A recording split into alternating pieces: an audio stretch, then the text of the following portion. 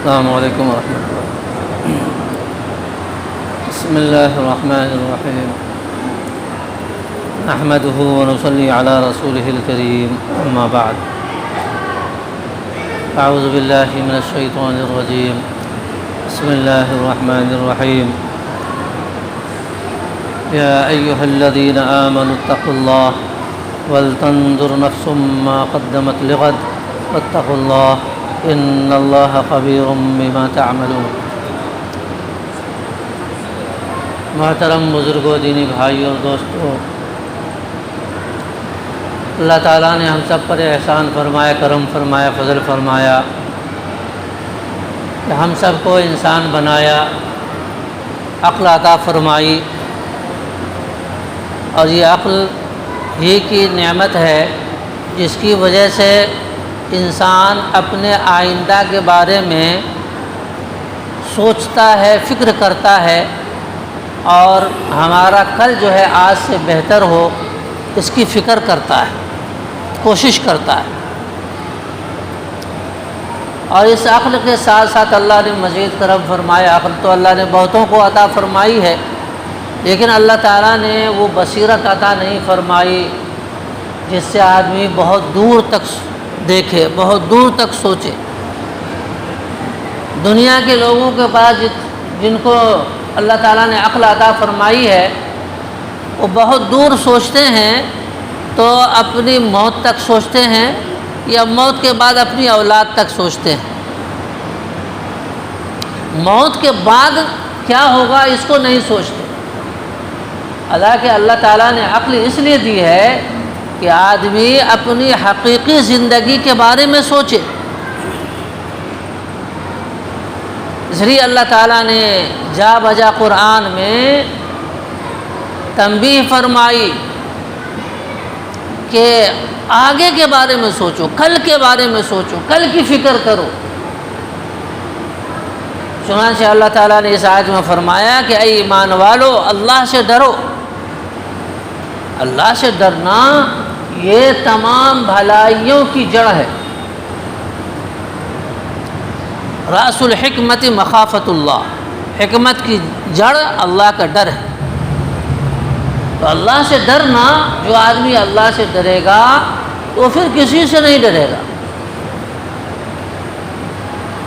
جو اللہ سے ڈرے گا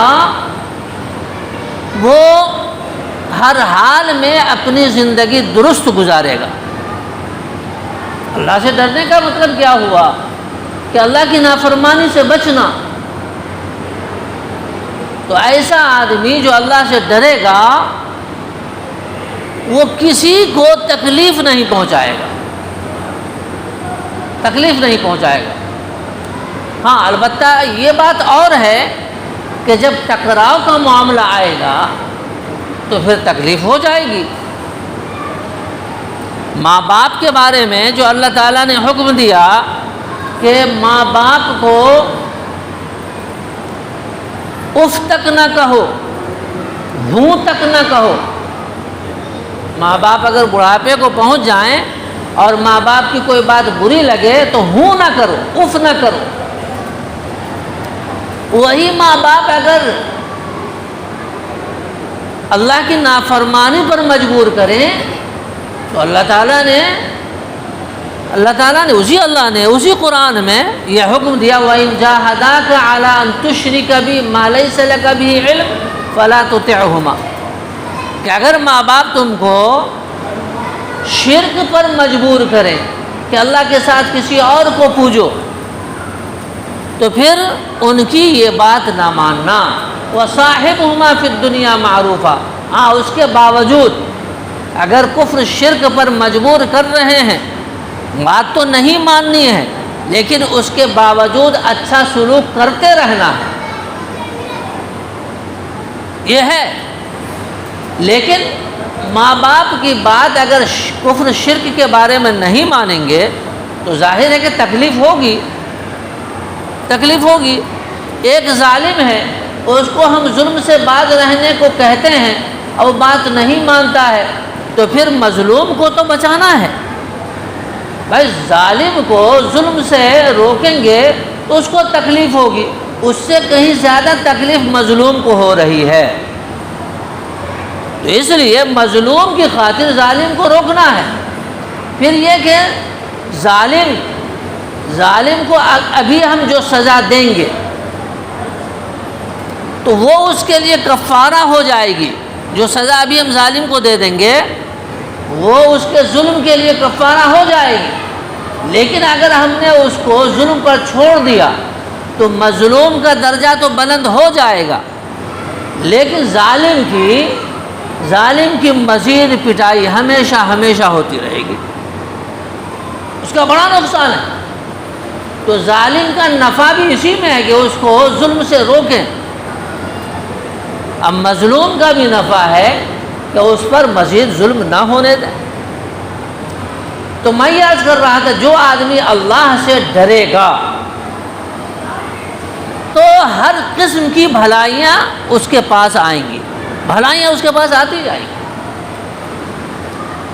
پھر آگے اللہ نے فرمایا وَلْتَنْظُرْ نَفْسٌ مَّا قَدَّمَتْ لِغَدٍ، کہ ہر نفس کو یہ دیکھنا چاہیے، ہر انسان کو یہ دیکھنا چاہیے، غور کرنا چاہیے کہ اس نے کل کے لیے آگے کیا بھیجا ہے، کل کے لیے آگے کیا بھیجا ہے،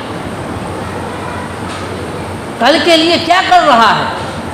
ارے آج جوان ہے کل بوڑھا ہو جائے گا، آج بوڑھا ہے تو کل بیمار ہو جائے گا، آج صحت مند ہے کل بیمار ہو جائے گا، تو اپنے بڑھاپے کے لیے جوانی میں کیا کر رہا ہے، اپنی بیماری کے لیے اپنی صحت کے زمانے میں کیا کر رہا ہے۔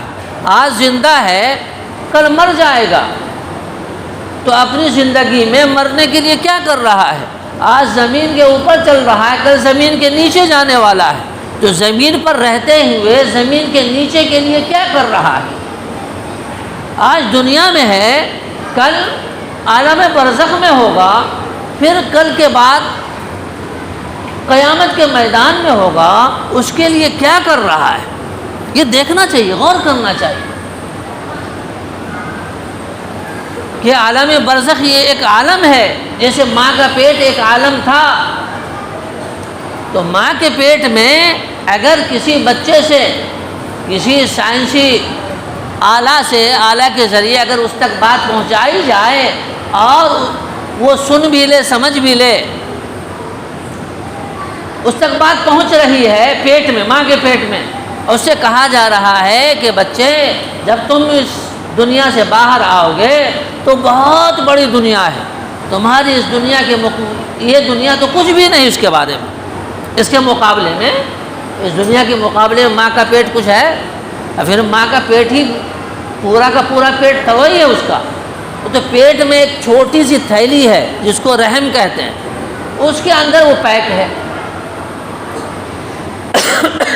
تو اس سے کہا جائے گا کہ بہت بڑی دنیا ہے، بہت بڑی دنیا ہے، جس دنیا میں تم ہو ایسی دنیا لے کر کے ہر ایک انسان، ہر ایک عورت جو ہے یہاں لاکھوں اربوں خربوں کی تعداد میں دنیا میں پھر رہی ہے، اور پھر یہ لوگ جو ہے ایسی دنیا لے کر ایک کمرے میں کئی ایک لوگ رہتے ہیں، ایک کمرے میں، پھر ایک مکان میں کتنے کمرے ہیں، پھر ایک محلے میں کتنے مکان ہیں، پھر ایک ضلع میں کتنے گاؤں ہیں، اور پھر ایک ملک میں کتنے ضلع ہیں، ایک صوبے میں کتنے ضلع ہیں، پھر ایک ملک میں کتنے صوبے ہیں، پھر پوری دنیا میں کتنے ممالک ہیں۔ تو وہ بچہ سوچے گا کہ کیا بات کرتے ہو، کیا بات، یہاں تو اتنی بڑی دنیا ہے، اتنی بڑی دنیا، اس میں کیا کمی ہے۔ ہم جب چاہتے ہیں جدھر چاہتے ہیں ہاتھ پیر مار لیتے ہیں، جدھر چاہتے ہیں الٹ جاتے ہیں، پلٹ جاتے ہیں، اب کتنی جگہ چاہیے۔ اسی طرح یہ انسان سمجھ رہا ہے کہ بھائی جو کچھ ہوتا ہے ہم آزاد بستی میں تو کر لیتے ہیں، آسنسول میں کر لیتے ہیں، آسنسول میں کیا نہیں ہے، بنگال میں کیا نہیں ہے، ہندوستان میں کیا نہیں۔ جب اس سے کہا جاتا بھائی ہندوستان کے باہر بھی کوئی ملک ہے، انگلینڈ ہے، افریقہ ہے، کتنے ممالک ہیں، سینکڑوں ممالک ہیں، اتنے ممالک ہیں، بہتوں کا ہم نے نام نہیں سنا، تو اس بچے کو یقین نہیں آئے گا۔ اسی طرح سے آخرت کے بارے میں جب یہ بات کہی جاتی ہے کہ آخرت کے مقابلے میں یہ دنیا کچھ بھی نہیں ہے، 1 سیکنڈ کی بھی نہیں ہے، اور اس دنیا سے سب سے چھوٹی جنت جو جنتی کو ملے گی وہ اس دنیا سے 10 گنی بڑی ہوگی۔ تو بات سمجھ میں نہیں آتی، ارے اتنی بڑی دنیا کیا کم ہے، اب اتنی بڑی جنت لے کر کیا کریں گے؟ اور سب سے بڑی جنت جو ہے اس کے بارے میں اللہ نے فرمایا عرضها السماوات والارض، کہ اس کی چوڑائی آسمان و زمین ہے۔ لمبائی چوڑائی سے ہمیشہ زیادہ ہوتی ہے۔ لمبائی کے بارے میں اللہ تعالیٰ نے نہیں بتایا کہ انسان کے سامنے آسمان و زمین کے باہر کوئی مسافت ہے ہی نہیں۔ آدمی جو ہے اسی کو بہت بڑی دنیا سمجھ رہا ہے، تو اللہ نے انسان کو سمجھانے کے لیے کہا کہ دیکھو چوڑائی سمجھ لو کہ آسمان و زمین کو جوڑ کر کے جتنی لمبائی بنتی ہے وہ اس جنت کی چوڑائی ہوگی، اور لمبائی اس کی کیا ہوگی وہ اللہ کے علم میں ہے، وہ سمجھ میں بات نہیں آئے گی تمہاری۔ تو میرے دوستوں بزرگوں آگے جو ہے بہت کچھ ہے۔ جس آدمی نے آج اپنے کل کی فکر کر لی تو آنے والے کل میں آپ اپنے تجربے سے دیکھ رہے ہیں، اپنی زندگی میں اس کا تجربہ کر رہے ہیں، اپنے باپ دادا میں تجربہ کر رہے ہیں، اپنے گھر کے لوگوں میں تجربہ کر رہے ہیں، اپنے پڑوسیوں میں تجربہ کر رہے ہیں کہ جن لوگوں نے کل فکر کر لی تھی وہ آج آرام کر رہے ہیں۔ تو آج کام کرنے کا دن ہے، آج جو ہے وہ کام کرنا ہے، کل آرام کرنا ہے۔ تو جو آج کام کرے گا وہ کل آرام کرے گا، اور جو آج کام نہیں کرے گا، کام کے دن میں کام نہیں کرے گا، تو پھر آرام کے دن میں آرام نصیب نہیں ہو سکتا۔ تو اس لیے اللہ تعالیٰ نے کہا کہ سوچو، ذرا غور کرو، کل کے لیے کیا کر رہے ہو؟ یہ زندگی تمہاری زندگی نہیں ہے۔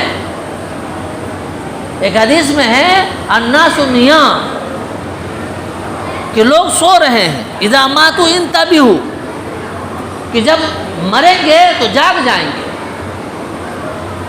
قیامت کے میدان میں یہ انسان ہم آپ جب وہاں اس زندگی کی غفلت کو دیکھیں گے، اس زندگی میں کیے ہوئے گناہوں کو دیکھیں گے، اور وہاں پر اس کے بدلے میں آئی ہوئی ناکامی کو دیکھیں گے اور سزا کو دیکھیں گے، تو وہ انسان کہے گا جو اپنی ناکامی کو دیکھے گا، اپنی تکلیف کو دیکھے گا، عذاب کو دیکھے گا، تو وہ کہے گا یا لیتنی قدمت لحیاتی، کاش کہ میں نے اپنی اس زندگی کے لیے کچھ آگے بھیجا ہوتا۔ قدمت لحیاتی، اپنی زندگی کے لیے کچھ آگے بھیجا ہوتا۔ اب ظاہر ہے کہ جس زندگی کو اپنی زندگی بول رہا ہے وہ اس زندگی کے بارے میں تو بول نہیں رہا، یہ تو ختم ہو چکی ہے کب کی۔ قیامت میں جو زندگی اسے ملی ہے اس زندگی کے بارے میں کہہ رہا ہے کہ میں اپنی اس زندگی کے لیے کچھ آگے کر لیا ہوتا۔ فَيَوْمَئِذٍ لَا يُعَذِّبُ عَذَابَهُ أَحَدٌ،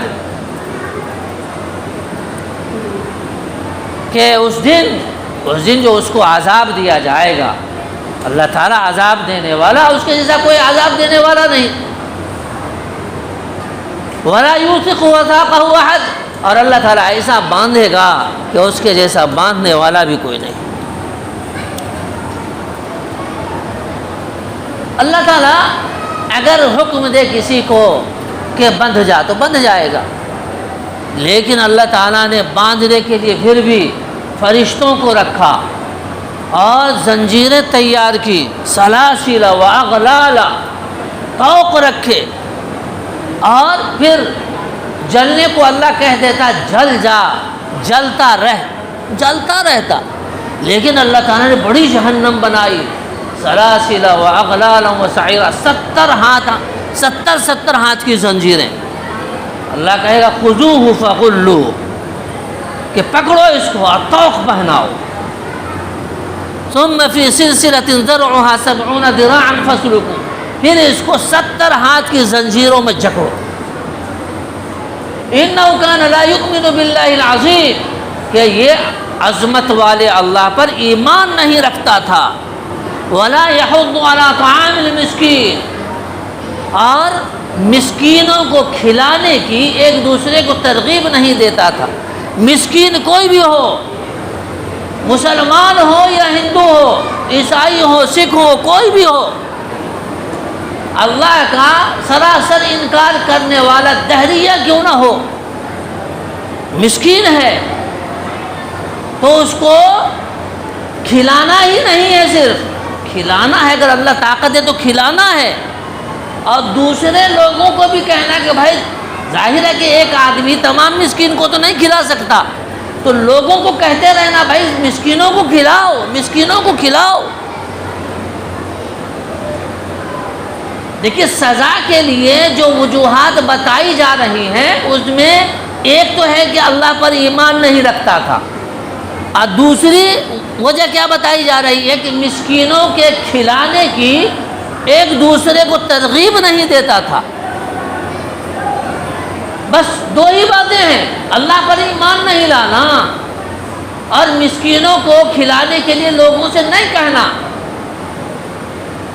اور سورہ مدثر میں اللہ نے فرمایا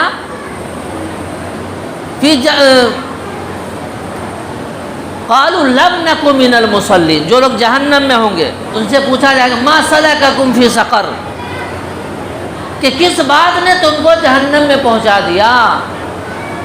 تو جہنمی لوگ کہیں گے قالوا لم نک من المصلین، کہ بھائی ہم نماز نہیں پڑھتے تھے، نماز نہیں پڑھتے تھے. آج مسلمانوں کو بڑا ناز ہے مسلمان ہونے پر، پوری دنیا میں حالات آئے ہوئے ہیں، حالات آئے ہوئے ہیں. مسلمان مطمئن ہیں کہ ہم تو مسلمان ہیں، ہم تو مسلمان ہیں. اور یہ حکومت وہ حکومت، دنیا کے یہ حکمراں وہ حکمراں جو ظلم کر رہے ہیں، ان سے آج نہیں تو کل اللہ تعالیٰ نمٹے گا. اللہ تعالیٰ نمٹے گا. اللہ تعالیٰ نمٹے گا یا نہیں نمٹے گا، ابھی تو ہم سے نمٹ رہا ہے. یہ کیوں نہیں بات سمجھ میں آ رہی ہے؟ بھائی حکومتیں جو بنتی ہیں وہ یوں ہی تھوڑی بن جاتی ہیں. ہم مسلمان ہیں، ہمارا ایمان ہے کہ اللہ کے حکم کے بغیر ایک پتا بھی نہیں گرتا. اللہ نے قرآن میں کہا وَمَا تَسْقُطُ مِنْ وَرَقَةٍ إِلَّا يَعْلَمُهَا وَلَا حَبَّةٍ فِي ظُلُمَاتِ الْأَرْضِ وَلَا رَطْبٍ وَلَا يَابِسٍ إِلَّا فِي كِتَابٍ مُبِينٍ. ایک پتا بھی اللہ کے حکم کے بغیر، اللہ کے علم کے بغیر نہیں گرتا. اللہ تعالیٰ کا حکم ہوتا ہے تب پتا گرتا ہے. اور تمام پتوں کی گنتی اللہ کے پاس ہے، تمام بارش کے قطروں کی گنتی اللہ کے پاس ہے، تمام ریت کے ذروں کی گنتی اللہ کے پاس ہے. سمندر میں کتنا پانی ہے اس کا ناپ اللہ تعالیٰ کے پاس ہے. اللہ تعالیٰ کے علم سے کوئی بھی چیز باہر نہیں ہے. تو یہ کیسے باہر ہو گیا؟ کوئی کسی کی حکومت بنی ہے تو یوں ہی تھوڑے بنتی ہے. ہم اپنے دل کو مطمئن کرنے کے لیے کہہ دیتے ہیں کہ اس طرح چوری کر کے حکومت کی، اس طرح ڈکیتی کر کے حکومت کی، بے ایمانی کر کے حکومت کی. یہ شیطان کا دھوکہ ہے. کسی نے کچھ بھی کر کے حکومت نہیں بنائی، حکومت اللہ نے بنائی ہے. اگر ہم ایمان والے ہیں، اللہ کو کرتا دھرتا مانتے ہیں، جس کے حکم سے ایک پتا نہیں گرتا اس کے حکم کے بغیر، حکومت کیسے گر جائے گی بھائی؟ حکومتیں کیوں گر جائیں گی؟ اور کوئی حکومت کیسے بن جائے گی؟ تو جو حکومت بنی ہے وہ اللہ نے بنائی ہے. جو حکمراں آیا ہے اس کو اللہ نے لایا ہے، اللہ لانے والا ہے. تو ہم یہ سوچتے ہیں کہ ہم مسلمان ہیں، ہم پر عذاب نہیں آئے گا، اور جو لوگ ہم کو ستا رہے ہیں اللہ تعالیٰ ان سے نمٹے گا. یقیناً اگر ہم صحیح معنوں میں مسلمان رہے تو اللہ تعالیٰ آج نہیں کل بھی اللہ نے نمٹ کر دکھایا ہے، اللہ نے نمٹ کر دکھایا ہے، اللہ نے ظالموں کو ہلاک کیا ہے، چاہے جتنی بڑی طاقت میں ہو۔ شرط کیا ہے؟ ہمارا سدھرنا۔ فرعون نے بنی اسرائیل پر کتنے مظالم کیے؟ کم سے کم 300-400 برس۔ پہلے کی تاریخ کا پورا اعتبار نہیں کر سکتے، لیکن اندازہ ہے کہ 300-400 برس۔ تو اتنے زمانے سے تکلیفیں سہتے رہے، نجات کم ملی جب ایک نبی کی بات مان لی، ایک نبی کے کلمے پر سب متحد ہو گئے اور سب کے سب نبی کے پیچھے پیچھے مصر سے نکل گئے۔ نبی کی بات مانی، نبی نے کہا نکلو تو نکل گئے۔ حالانکہ بہت بدماش قوم تھی، اپنی منمانی بہت کرتی تھی، لیکن اس کے باوجود کہا کہ نہیں، نبی کہنا ہے چلو نکلو، سب نکل گئے۔ تب اللہ تعالیٰ نے تب ہلاک کیا۔ سمندر کا پانی جو یوں پہاڑ کے تودوں کی طرح جو کھڑا تھا، 12 راستے بنے ہوئے تھے، جب تک آخری مسلمان نہیں نکل گیا تب تک یوں ہی کھڑا رہا۔ تو یوں سمجھیے کہ جب تک ہم میں سے ایک ایک آدمی کر کے اللہ کی طرف نہیں آ جائے گا، اللہ کی نافرمانی والی زندگی چھوڑ کر اللہ کی فرما برداری والی زندگی میں نہیں آ جائے گا، تب تک نجات نہیں ملے گی، فرعون ہلاک نہیں ہوگا۔ جب آخری مسلمان نکل گیا سمندر سے، تب اللہ تعالیٰ نے پانی کو برابر کر دیا اور فرعون اپنے لشکر کے ساتھ ڈوب مرا۔ اللہ تعالیٰ نے بھیانک عذاب مسلمانوں پر بھیجا ہے۔ ہم کہتے ہیں کہ مسلمان پر عذاب نہیں، ہم مسلمان ہیں تو عذاب نہیں آئے۔ ارے بھائی، قارون کو اللہ نے زمین میں دھسایا، کون تھا وہ؟ مسلمان تھا۔ کیوں دھسایا؟ کہ زکوٰۃ نہیں نکالی، مال کی زکوٰۃ۔ آج کل ہم لوگ کتنی زکوٰۃ نکالتے ہیں، مال کی زکوٰۃ نہیں نکالی اور نبی کے ساتھ بدسلوکی کی، ان پر جو ہے بہتان لگایا۔ ایک بدکار عورت کو تیار کیا کہ تم الزام لگا دو موسیٰ علیہ السلام، تو اس نے الزام لگایا بڑے مجمع میں، تو موسیٰ علیہ السلام نے قسم دی، تو عورت قسم سے ڈر گئی۔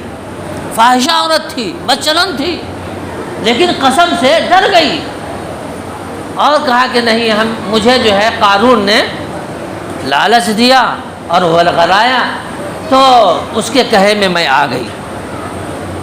تو موسیٰ علیہ السلام نے اللہ سے فریاد کی۔ اللہ تعالیٰ نے موسیٰ علیہ السلام سے کہا کہ زمین کو تمہارے حوالے کر دیا، اب زمین کو قارون کے متعلق تم جو حکم دو۔ زمین سے موسیٰ علیہ السلام نے کہا کہ نگل لے۔ اب قارون جو ہے زمین میں دھسنے لگا، اور جب دھسنے لگا تو ظاہر ہے کہ بھاگنے کی کوشش تو کی ہوگی، لیکن کیا بات ہے، وَلَا يُوثِقُ وَثَاقَهُ أَحَدٌ، جس کو اللہ باندھ دے وہ کیسے چھوٹ سکتا ہے؟ تو زمین نے پکڑ لیا اور نگلنا شروع کیا، اور یہ چلاتا رہا، موسیٰ بچا لو، موسیٰ بچا لو، موسیٰ بچا لو، موسیٰ بچا لو۔ لیکن موسیٰ علیہ السلام کہتے رہے نگل لے، دھسا لے، جو کہتا تھا موسیٰ بچا لے، تو یہ کہتے تھے دھسا لے۔ جب وہ زمین کے اندر چلا گیا تو اللہ تعالیٰ نے موسیٰ علیہ السلام سے فرمایا کہ موسیٰ، وہ چلاتا رہا کہ موسیٰ بچا لے، موسیٰ بچا لے، لیکن تم نے نہیں بچایا۔ اگر وہ مجھے پکارتا کہ اے اللہ بچا لے تو میں ضرور اسے بچا لیتا۔ یہ اللہ ہے۔ تو اس اللہ نے، اس کا رحم ہے، کرم ہے، فضل ہے کہ اس نے ہمیں یہ موقع دیا ہے اس نے ہمیں یہ موقع دیا، یہ سمجھ دی، یہ دین دیا۔ مسجدوں میں آنا، نماز کا پڑھنا، یہ اللہ کا کتنا بڑا کرم ہے کہ آج ہماری سمجھ میں بات نہیں آ رہی، کل جب ہم نیند سے جاگیں گے تب بات سمجھ میں آ جائے گی۔ تو میرے دوستو بزرگوں، سمجھداری اسی میں ہے کہ ہم کل کے بارے میں سوچیں۔ کل ہماری موت ہے، جو مرے گا اس کی قیامت ہو گئی۔ قیامت تو وہ ہے جو صرف برے لوگوں پر قائم ہوگی، اس میں کوئی اچھا آدمی نہیں ہوگا قیامت کے دن، برے لوگوں پر قائم ہوگا۔ لیکن قیامت سے پہلے اچھے لوگوں کی قیامت ہو جائے گی، موت آ جائے گی۔ اس لیے حدیث میں ہے من مات قامت قیامت، جو مر گیا اس کی قیامت ہو گئی۔ تو ہماری موت ہے، پھر قبر ہے، پھر منکر نکیر کا سوال و جواب ہے، پھر جنت کے باغوں میں سے ایک باغ ہے قبر، یا جہنم کے گڑھوں میں سے گڑھا ہے۔ پھر اللہ کے سامنے قیامت کے میدان میں کھڑا ہونا ہے اور اپنے کیے کا حساب کتاب دینا ہے۔ تو یہ سب کل آنے والا ہے۔ پھر نام اعمال دائیں ہاتھ میں یا بائیں ہاتھ میں، کامیابی ملے گی، کامیابی کا فیصلہ ہوا تو دائیں ہاتھ میں، اور ناکامی کا فیصلہ ہوا تو بائیں ہاتھ۔ پھر پل صراط پر سے گزرنا ہے، جہنم کے اوپر بنا ہوا پل، اس پر سے گزرنا ہے، سب کو گزرنا ہے۔ کچھ لوگ بجلی کی طرح پار کر جائیں گے، اور کچھ لوگ کٹ کر اسی جہنم میں گریں گے، اسی میں گر کے رہ جائیں گے۔ تو میرے دوستوں بزرگوں، جو کل آنے والا ہے وہ یا تو بہت بھیانک ہے یا بہت شاندار ہے۔ اگر ہم نے یہاں پر آنے والی ایمان اور اعمال، اللہ کے لیے اگر کوئی تکلیف آتی ہے ہمارے اوپر، دین کے نام پر کوئی تکلیف آتی ہے، اس کو ہم تکلیف نہ سمجھیں۔ ایمان والا اللہ کی خاطر آنے والی تکلیفوں کو کیا کہتا ہے؟ خوش آمدید کہتا ہے، انجوائے کرتا ہے اس کا۔ انگریزی میں کہتے ہیں انجوائے کرنا، اس سے بدل نہیں ہوتا، ہمت نہیں ہارتا۔ جیسے حضرت بلال رضی اللہ عنہ، موت کے وقت موت آئی تو بیوی کہہ رہی ہے ہائے افسوس تم جا رہے ہو، تو حضرت بلال کہنے واہ ترا بات، کتنے مزے کی بات ہے، موت آئی ہے، وہ مزے لے رہے ہیں، انجوائے کر رہے ہیں۔ تو اس طرح میرے دوستوں بزرگوں، دین کے نام پر، ایمان کے نام پر، آخرت کے نام پر، اللہ کے نام پر، رسول اللہ صلی اللہ علیہ وسلم کے نام پر اگر کوئی تکلیف آتی ہے تو ہم اس کو تکلیف نہ سمجھیں۔ لا تحسبوا شرا لکم بل هو خیر لکم، کہ ان تکلیفوں کو تم شر نہ سمجھو، بلکہ ایسی تکلیفوں کو تم اپنے لیے خیر سمجھو، اور آخرت میں اس کا بہت بڑا خیر ملے۔ تو اللہ تعالی ہم سبوں کو ہر حالت میں استقامت نصیب فرمائے، اور محمد الرسول اللہ صلی اللہ علیہ وسلم کے بتائے ہوئے طریقے پر زندگی گزارنے کی توفیق عطا فرمائے، کہ آپ صلی اللہ علیہ وسلم کے طریقے میں کامیابی ہے، اور آپ کے طریقے کے باہر ناکامی ہی ناکامی ہے۔ اللہ تعالی ہم سب کو توفیق عطا فرمائے۔